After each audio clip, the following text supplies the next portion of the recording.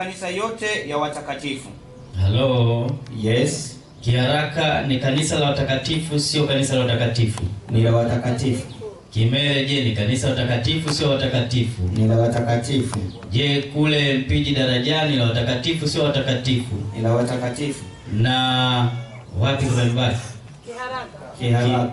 Kiharaka nimeanza nao. Vikawe, kule Vikawe. Ni watakatifu, sio watakatifu? Ni watakatifu.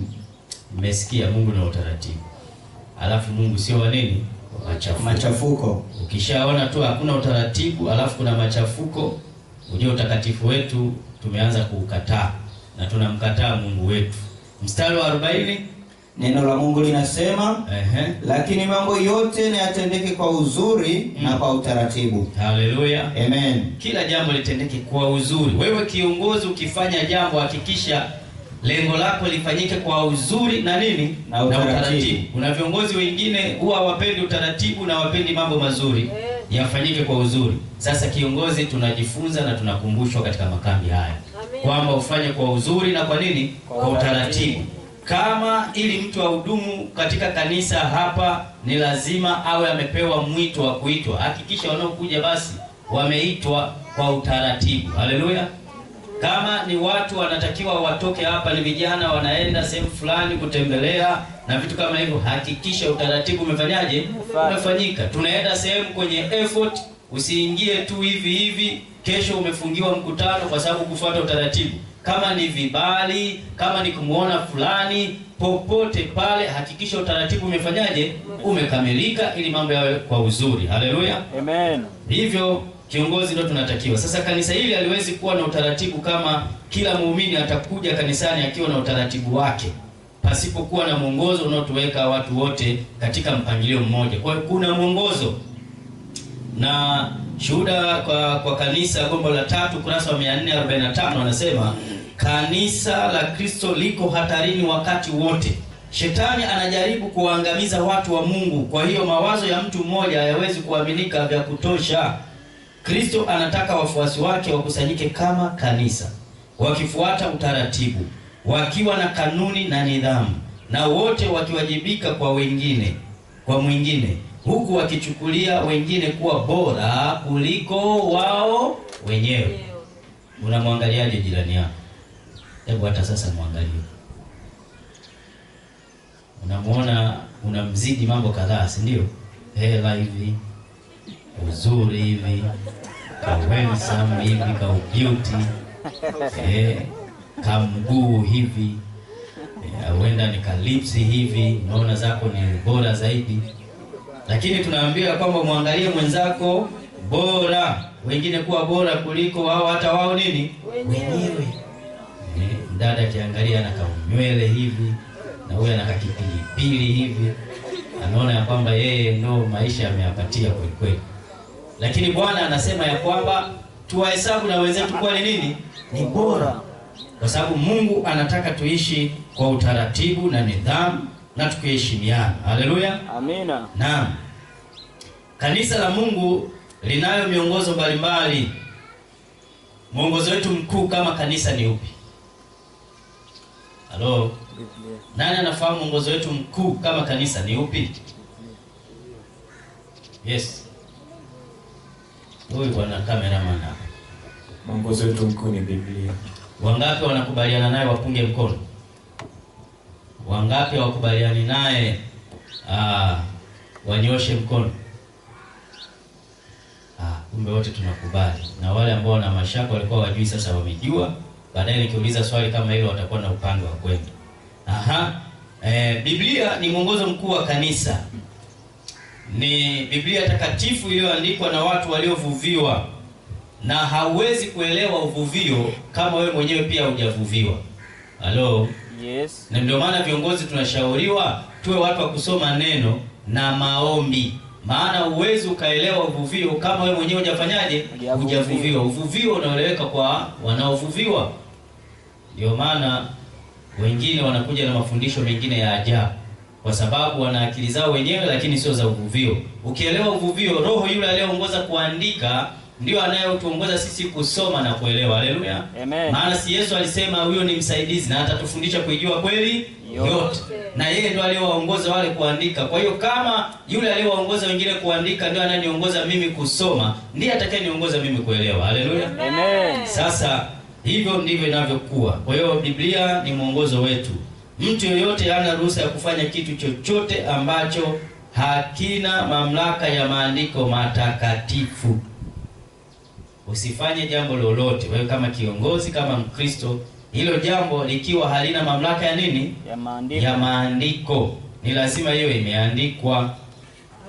Kama ni kula kwetu, ni kujipamba kwetu, ni kuhubiri kwetu, ni kufundisha kwetu, vyovyote maisha yetu lazima yawe yanapatana na nini? Na maandiko. Usiwe kiongozi unayesema ya kwamba msifuate matendo yangu, nifuateni kile ninachowaambia. Hapana, tunataka matendo yako, tena ndio tunayataka. Halafu tusikilize na kile unachosema, kwa sababu yale unayoyasema huthibitishwa na kukaziwa zaidi na nini? Na kile unachokitenda. Yaani unatuambia hii ni nyeupe wakati wewe umeshika nyeusi. Hapana. Sisi tutakufuata wewe kiongozi. Alafu tukipotea, Bwana alishasema kimpoteza mmoja aliye mdogo ni heri ufungiwe jiwe la kusagia. Sijui kama hapa kuna watu walishawahi kuona yale mawe ya kusagia ya wakati huo walipokuwa wakisaga nafaka. Alafu ufungiwe shingoni ukatoswe baharini. Hicho ni kifo.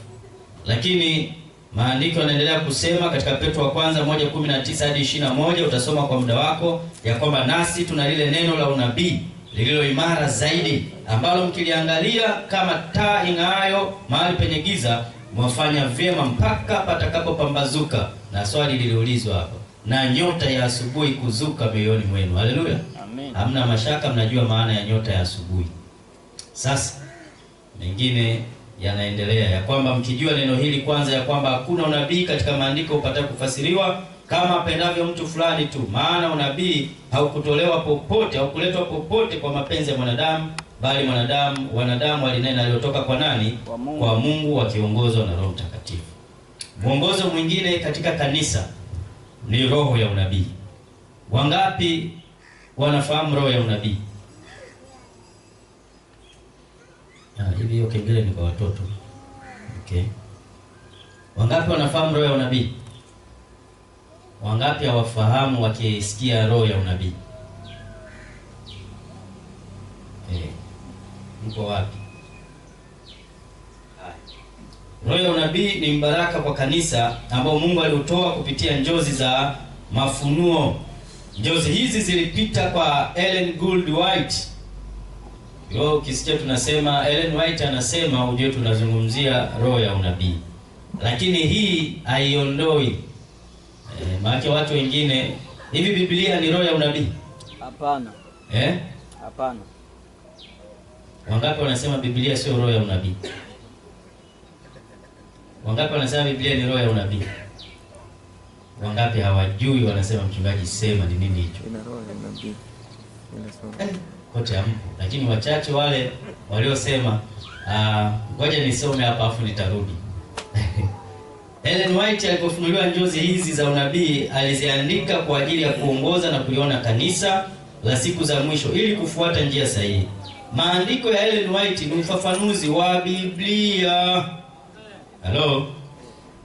Maandiko ya Ellen White ni ufafanuzi wa nini? Wa Biblia.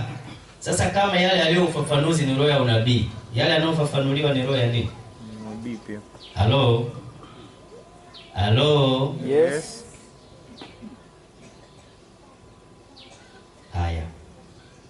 Kwa hiyo anaendelea kuambia tu ya kwamba katika Review and Herald ya Januari 20, jarida hili la 1903 na Selected Messages ya 3 kurasa 30, anasema uangalifu mdogo mno umewekwa juu ya Biblia. Hivyo Bwana ametoa nuru ndogo kwa wanaume na wanawake ili kuwaongoza kwenye nuru kubwa. Kwa hiyo roho ya unabii ni maandiko yale yaliyoandikwa na Ellen White ambayo ni ufafanuzi wa nini? Wa Biblia. Na yanaitwa nuru ndogo. Lakini nikiuliza swali kama niloulizwa, hivi Biblia ni roho ya unabii au la, ni sawa ningesema hivi Biblia ni nuru ama sio nuru? Ni nuru, si ndio? Roho ya unabii ni nuru au sio nuru? Ni nuru. Kwa hiyo vyote ni roho ya unabii, si ndio? Ila tukizungumzia nuru, tunazungumzia nuru kubwa na nuru ndogo. Kipi ni kikubwa na kipi ni kidogo kwa maana ya nuru? Biblia nuru kubwa, afu roho ya unabii nuru ndogo. Sio nuru ndogo kwamba ya kupuuzwa, yaani ya kwamba yenyewe inaakisi kutoka kwa nini? Kwenye Biblia. Kwa hiyo roho ya unabii ni ufafanuzi wa Biblia. Tena Mungu alimtumia Ellen White katika mambo hayo. Mungu alimtumia Ellen White mara nyingi katika kuliambia kanisa kutoka kwenye shida nyingi. Ingawa alikufa mwaka 1915, maandiko yake yanaendelea kuwa nuru kwa uongozi wa kanisa kupambana na changamoto mbalimbali, kwa kuwa maandiko haya yanahitajika leo. Mwaminini Bwana Mungu wenu, ndivyo mtakavyothibitika.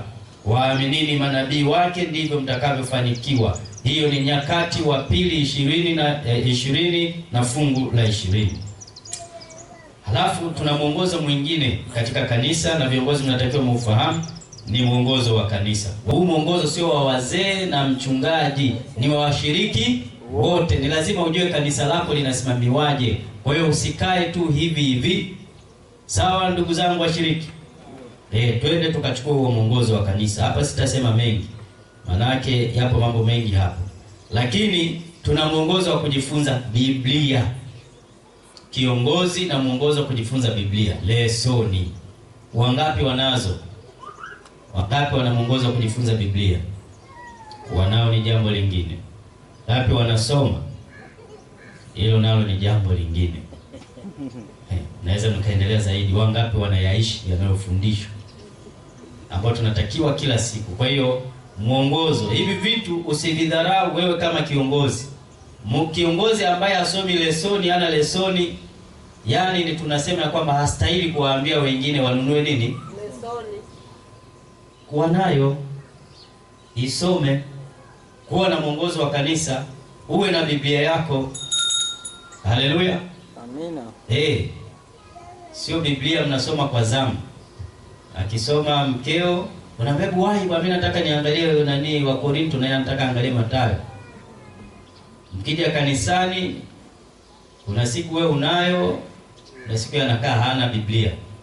Alafu na watoto nao hawana Biblia. Alafu ni familia ya Kikristo. Nuru kubwa hamna.